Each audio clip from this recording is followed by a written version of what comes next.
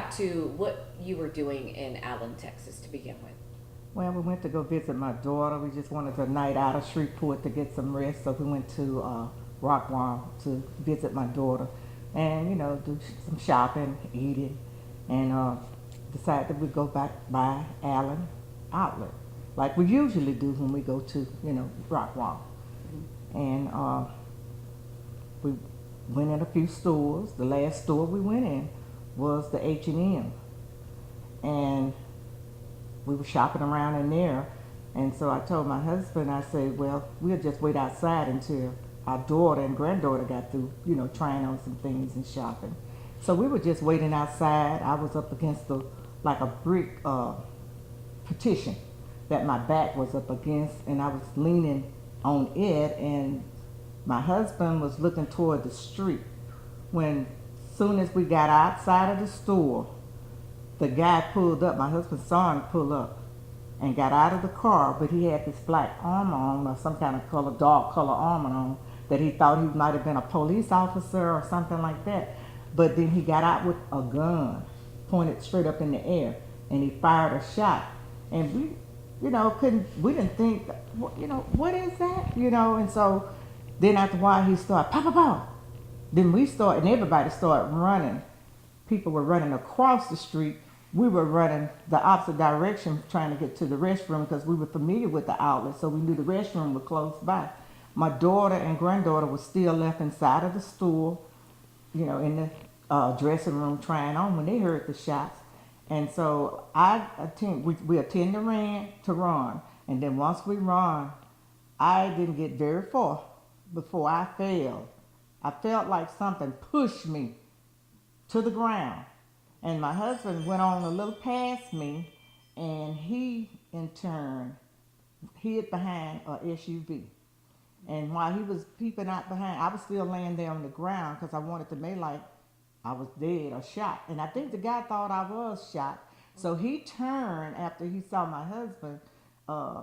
He turned away to the opposite direction, and he shot all those people that had just passed us as we were standing out in front of H&M. Those people had just passed us, and he turned on them and started shooting them. And so that gave my husband the opportunity to come and help me up off the ground, and we started running again. And as we were running the second time, we both went down that time to the ground, and the bullets was just coming all around us. It's like, I don't know, I couldn't hear anything else. I didn't hear glass break, but he shot windows and things out, but I couldn't hear anything. But after we fell, and I fell the second time, my husband first time, we jumped up again. He was still shooting. By that time, he ran across the street and to the other side of the outlet, evidently, and he started shooting over that way. It gave us time enough to get in the restroom to hide out until it was safe. Yeah, Mr. Ealy, what were you seeing at the time? Your wife said you may have seen this person eye to eye. Oh yeah, matter of fact, we was probably from his car maybe 2 or 3 call in distance, and I assumed that he was the police, and I said to myself, this police have shot someone. So I was standing and everybody else was running, not knowing that he was the gunman. And when he turned the gun toward our direction and shooting, that's when I realized that he was shooting in our direction. So as my wife said, we proceeded to run.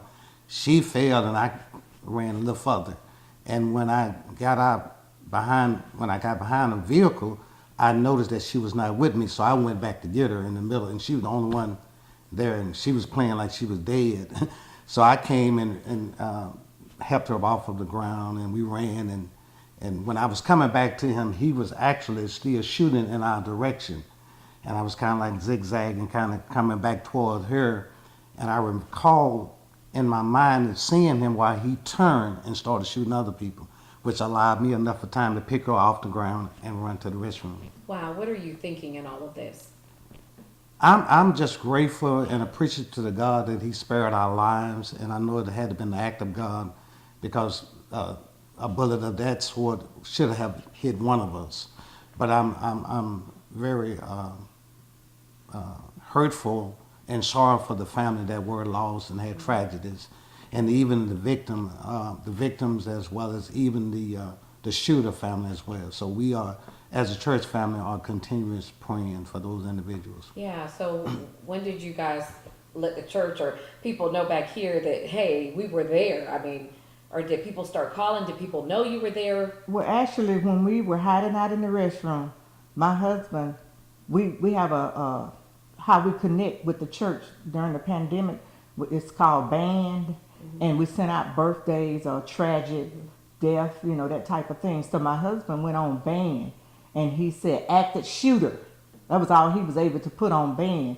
So our church family started, you know, some of them started chiming in, trying to figure out, you know, what was what. And so that's how, and well, I got the opportunity to contact one of the police officers, that, which is, you know, Deacon Scott, to in order to, you know, to tell him what was going on. And so, you know, they were able to pray for us. And then we also started a prayer in the area that we were in where we were hiding out, you know, to pray and you know, for the safety of us, that because we didn't know that at the time that if it was active more than one, Right. we just didn't know, you know. And so with that, you know, we were all just scared. But I felt like, though, that first fall that I had, it was like a push. It wasn't a physical push. He didn't push me. It wasn't a hand. I just cannot. I mean, I know it. I felt like it was a divine push from God, because I do feel like that if I had, if both of us had kept running, the bullets would have caught us, because he was just shooting all, you know, our direction. And so, Was it loud? oh, it was so loud until my ear, I could hear ringing in my ear for a while afterward, because it was just that loud and just that close upon us. I couldn't hear anything for a few minutes. That's why I don't think I was able to hear the glass that was being shattered all around us, being shot out and everything. So my last question is, when you, now that you're back at home, this is video that's being played around the country, it's gone viral. What do you think? I mean, you're right there. I don't know if you can see yourself in the video, or if you remember, yep, that's where he was. Yeah, and on looking at the different videos that they have, I saw where we were standing, but you couldn't. I mean, I know where we were standing at when it first started, and I knew where we ran to. I mean, to me, it seemed like still a nightmare. It's like a dream. You know, you hear of these things all over the world, but I just never would have thought that we would be caught in that situation. But at the same time, that's why you have to pray, and you have to pray daily for safety, because this world is just not like what it used to be. And we have to pray and ask God to just cover us wherever we go, whether it's in the city or out of the city.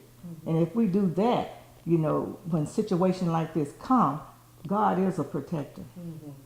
Amen. Glad that you guys are okay and sharing your story with us. Definitely. I'm going to, and your church is Bryant Temple, right? Bryant. Okay. How long have you been pastor there? Actually, 17 years. Wow, 17 years. Yeah. Actually, the church I was raised up in. You were? Yeah. Okay. And then did you go pastor somewhere else and then come back? No. Okay. No.